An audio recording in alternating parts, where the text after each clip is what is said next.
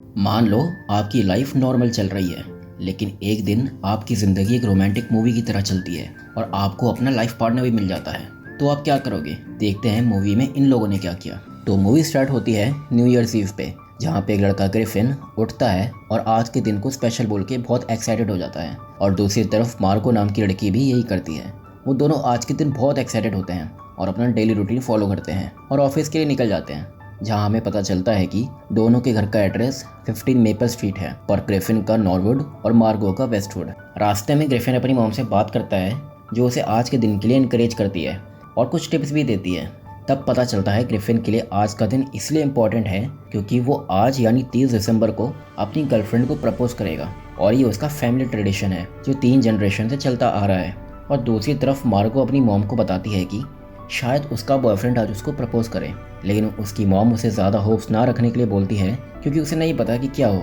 फिर दोनों ऑफिस पहुंचते हैं, जहां ग्रिफिन अपने कलीग्स को कॉफ़ी देता है और उसका दोस्त उसे कुछ टिप्स देता है जो कि काम नहीं आने वाली। और वहां मार्गो की दोस्त उसे बताती है कि उसने बहुत शानदार पार्टी मिस कर दी। मार्गो उसे बोलती है कि आज की रात शायद वो रात हो सकती है जो हर लड़की का सपना होता है, एक परफेक्ट प्रपोजल। लेकिन उसके दोस्त को अजीब लगता है और उसे बोलती है कि उसे रिलेशनशिप में सिर्फ 3 महीने ही हुए हैं और उसका बॉयफ्रेंड किसी से मिला भी नहीं, किसी को पता भी नहीं कि वो एग्जिस्ट करता है। जिसके जवाब में मार्गो कहती है कि वो बहुत बिजी रहता है क्योंकि वो फोकस कर रहा है अपनी 3rd डिग्री ब्लैक बेल्ट पे। फिर मार्गो ड्रेस फिटिंग के लिए जाती है, जहाँ उसकी माँ होती है और बहन जिसकी शादी हो रही है। उनको भी उस पर डाउट होता है कि किप नाम का कोई लड़का नहीं है और वो उनसे झूठ बोल रही है। इस बात पे मार्गो और उसकी बहन की लड़ाई हो जाती है और उनकी माँ उन्हें समझाती है, जिससे वो दोनों शांत हो जाती हैं। वहाँ दूसरी तरफ ग्रिफिन एक शॉप में रिंग लेने जाता है और उसकी माँ भी वहाँ आ जाती है और उसे बोलती है कि अपनी प्रपोजल स्पीच उसे सुनाए। वो पहले तो थोड़ा हिचकिचाता है, पर फिर सुनाता है, जैसे सुन के सबकी आंखें नम हो जाती हैं। फिर टाइम आता है जहाँ दोनों एक दूसरे से मिलते हैं, आसपास की बातें करते हैं। एक्साइटमेंट दोनों के चेहरे से साफ दिख रही होती है। ऐसा लगता है कि दोनों वेट कर रहे हैं कि सामने वाला पहले प्रपोज करे, लेकिन वो दोनों एक दूसरे के साथ नहीं बल्कि किसी और के साथ होते हैं और वो दोनों तो एक दूसरे को जानते तक नहीं। ग्रिफिन की गर्लफ्रेंड एक सोशल मीडिया इन्फ्लुएंसर है और मार्गेट का बॉयफ्रेंड एक मार्शल आर्ट ब्लैक बेल्ट है। लेकिन किप, जो मार्गेट का बॉयफ्रेंड है, उसे ब्रेकअप कर देता है, जिसे सुन के मार्गेट को बहुत गुस्सा आता है और उसे घड़ी को रोटी सुना के वहाँ से चली जाती है। वहाँ ग्रिफिन अपनी गर्लफ्रेंड क्लेमेंटाइन को प्रपोज करता है, जो कि आधा हाँ करती है क्योंकि उसे एक परफेक्ट प्रपोजल चाहिए अपने इंस्टाग्राम के फॉलोअर्स और स्पॉन्सर्स के लिए। क्लेमेंटाइन मोमेंट के बजाय लाइक्स और फॉलोअर्स के लिए जीती है। ये सुन के ग्रिफिन उदास हो जाता है और क्लेमेंटाइन वहाँ से चली जाती है और ग्रिफिन और मार्गो पहली बार एक दूसरे से मिलते हैं, सिर्फ कुछ टाइम के लिए, और फिर अपनी मंजिल की ओर बढ़ जाते हैं। घर में क्लेमेंटाइन ग्रिफिन से माफ़ी मांगती है रात के लिए और उसे सूट देती है, जिसे पहन के वो उसे आज रात उसके फॉलोअर्स के सामने इंस्टाग्राम लाइव पे उसे प्रपोज करे। और दूसरी तरफ घर पे मार्गोट उदास होती है कि उसकी बहन की शादी की एक रात पहले उसका ब्रेकअप हो गया। अब जो लोग उसे झूठा समझ रहे थे वो सच में बदल जाएगा। वो शादी में ना जाने का प्लान बनाती है, लेकिन उसकी माँ का फ़ोन आता है जो उसे वेल लाने के लिए बोलती है और उसे किप के बारे में पूछती है, जिस पे मार्गोट झूठ बोल देती है कि वो दोनों शादी में आ रहे हैं। अब उसे खुद नहीं पता कि वो इस मुसीबत से कैसे निकलेगी। वहाँ ग्रिफिन अपने दोस्त के साथ पार्टी करता है, जहाँ वो अपनी कैपेसिटी से ज़्यादा वोडका पी लेता है और नशे में धुत हो जाता है। फिर उसके दोस्त उसे टैक्सी में बैठा के घर भेज देते हैं और वो घर पहुँच के नहा के सो जाता है। वहीं मार्गो अपनी दोस्त को इस प्रॉब्लम के बारे में बताती है, जो उसे बोलती है कि टिंडर से कोई भी एक रैंडम लड़का ले लो और उसे किप बना के फैमिली के सामने रख दो, फिर बाद में उसे छोड़ दो। मार्गरेट इस बारे में सोचती है और घर आ जाती है, जहाँ वो देखती है कि योगर्ट फ्रिज के बाहर रखा है और उसकी क्लॉक भी रुकी हुई है, लेकिन वो इन सब पे ध्यान नहीं देती और अपने कमरे में आ जाती है, जहाँ वो ग्रिफिन को देखती है और वो दोनों एक दूसरे को देखते डर जाते हैं और एक भारी कन्फ्यूजन हो जाता है क्योंकि टैक्सी वाले ने ग्रिफिन को 15 मेपल स्ट्रीट नॉर्वुड की जगह वेस्टवुड पहुँचा दिया। उन दोनों का कन्फ्यूजन दूर होता है, फिर वो थोड़ी बात करते हैं और तभी किप आ जाता है और ग्रिफिन को देख गुस्सा हो जाता है और मार्गरेट किप को बोलती है कि ये उसका नया बॉयफ्रेंड है। वो दोनों एक दूसरे के मुंह से इलायची निकालते हैं। फिर मार्गरेट उसे पूछती है कि क्या वो उसकी बहन की शादी में चलेगा किप बन के, जिस पे वो मना कर देता है क्योंकि कौन ही किसी अनजान की बहन की शादी में जाएगा, वो भी कोई और बन के।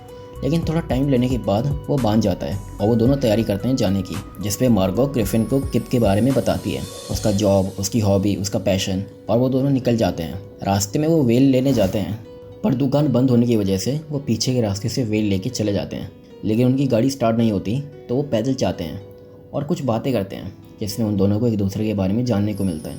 फिर वो एक घोड़ा गाड़ी को देखते हैं जिसमें पहले से एक ओल्ड कपल बैठा होता है। वो उन दोनों को अपने साथ आने देते हैं। ग्रिफिन कपल से पूछता है कि आपके आने की क्या वजह है, जिस पे वो बोलते हैं कि आज हमारी एनिवर्सरी है, हमारी शादी को 58 ईयर्स हो चुके हैं। ये सुन के मार्कर और ग्रिफिन शॉक हो जाते हैं। अब वो बताता है कि हम हमेशा न्यू ईयर्स ईव के दिन डिनर करने जाते हैं, और औरत बोलती है कि ये कोट उसके लिए लकी है, जिस पे ग्रिफिन बोलता है कि कुछ कहानी है कोट पे, जिस पे वो दोनों बताते हैं कि कैसे इस कोट की वजह से वो दोनों मिले।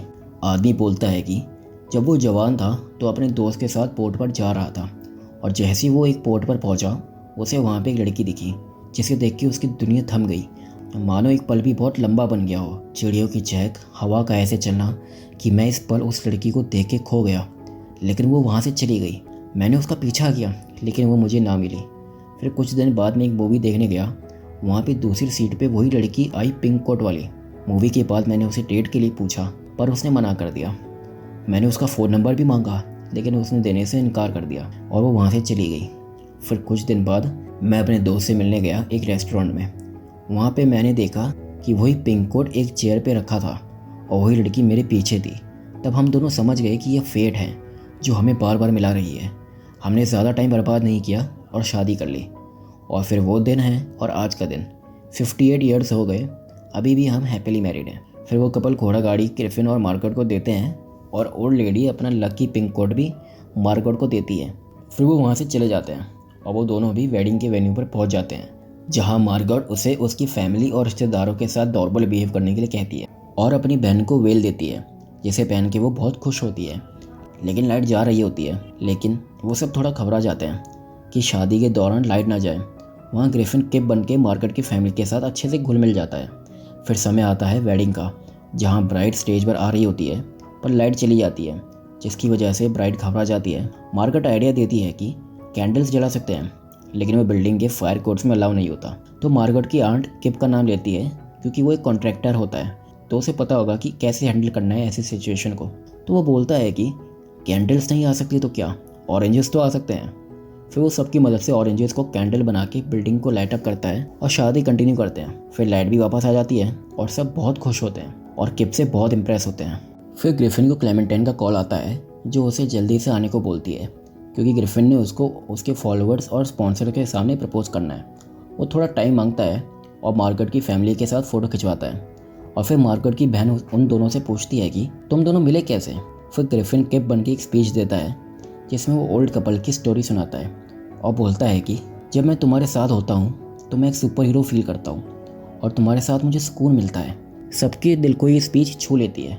फिर डांस की बारी आती है, जहाँ असली किप आ जाता है और ग्रिफिन को पूरी तरह पीटता है और सब कंफ्यूज और गुस्सा हो जाते हैं क्योंकि मार्गरेट ने उन सब से इतना बड़ा झूठ बोला। फिर वो ग्रिफिन को वहाँ से जाने के लिए बोलती है और ग्रिफिन क्लेमेंटाइन के पास आता है और उसे प्रपोज करता है, लेकिन कैंसिल कर देता है क्योंकि अब वो मार्गरेट से प्यार करने लगा था।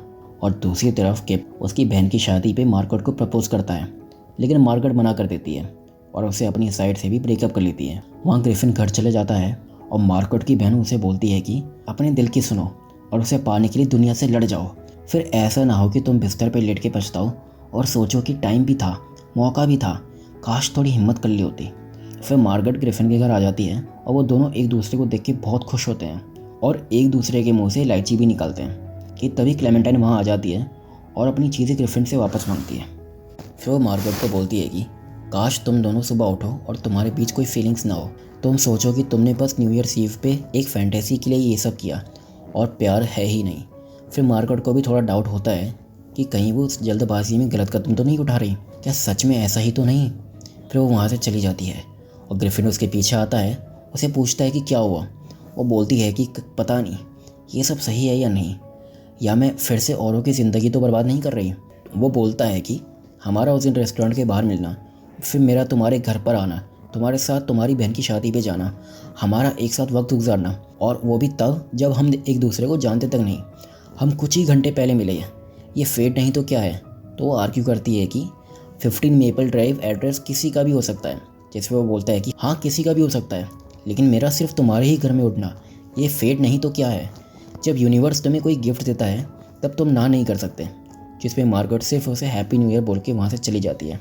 अगले दिन ग्रिफिन अपनी फैमिली से रेस्टोरेंट मिलने जाता है, जहाँ वो उन्हें बताता है कि उसका और क्लेमेंटाइन का ब्रेकअप हो गया। वो उसको सपोर्ट करते हैं। फिर वो बाथरूम जाता है। वहाँ से आके वो मार्गारेट की फैमिली को देखता है और वो उसे बुलाते हैं। वो खुशी से उनसे मिलने जाता है कि उसे वही पिंक कोट दिखता है और वो सोचता है कि अगर फेट असली में है तो मार्गारेट भी यहाँ पे होगी। और मार्गारेट उसके कंधे पर हाथ रखती है और वो पीछे देखता है तो वो मार्गारेट ही होती है। वो फेट पे यकीन कर लेता है और वो दोनों एक दूसरे को देख के बहुत खुश होते हैं। वो दोनों एक दूसरे के मुंह से इलायची निकालते हैं और मूवी ख़त्म हो जाती है। सो गाइस, अगर आपको वीडियो पसंद आई तो लाइक ठोक दो और कमेंट करके बताओ कि आपको कौन सी मूवी पे वीडियो चाहिए। और ऐसे ही वीडियोस के लिए चैनल को सब्सक्राइब कर दो और बेल नोटिफिकेशन ऑन करना, ताकि आपको वीडियो की नोटिफिकेशन मिलती रहे।